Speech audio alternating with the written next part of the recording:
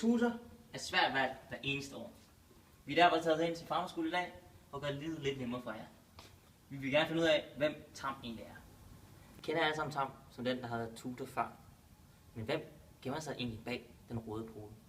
Det vil vi finde ud af i dag. I dette afsnit af Hvem skal du vælge som tutor? Vi har i dag allieret os med nogle personer, som kender Tam rigtig godt. Vi har fået besøg af en af hans gamle russere, en ekskæreste og hans bedste ven.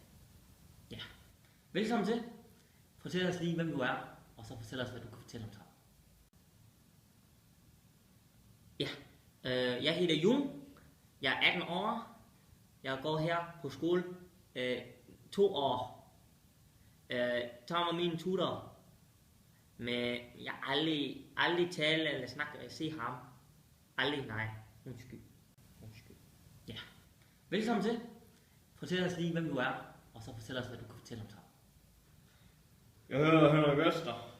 Jeg kommer fra Vojens. Jeg har normalt rødt hår, men i dag har jeg lige farvet blåt, og jeg er træt af, at folk driller mig sådan. Det er slut. Og jeg er Tam som tutor. Nej.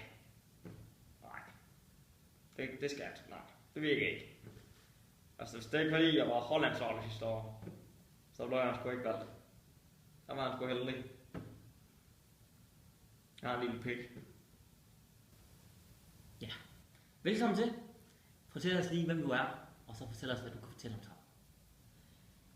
Mit navn er Tatjana, og jeg er 19 år, og jeg startede her på skolen i sommer.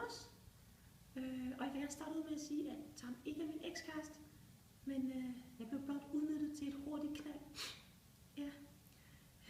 Jeg var jo lige startet, og jeg kendte ikke nogen, og han skulle være min tutor og hjælpe mig igennem studiestarten.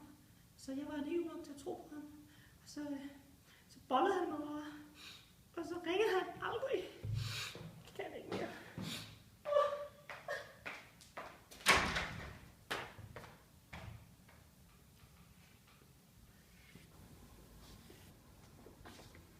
Vi har i dag lært Tam lidt bedre at kende. Vi har fx fundet ud af, at han hverken interesserer sig eller taler med sine russer. Og han bestak sig ind sidste år for at blive tutor. Og så er han ikke den eneste ved det meste, der har haft sex med en russer i år. Undskyld. Med al den information, vi har fået i dag, så står valget meget klart. Hvis det stod til mig, skulle han ikke vælges. Men valget er jeres i sidste ende. Jeg håber, I træffer det rigtige valg. Tak for det.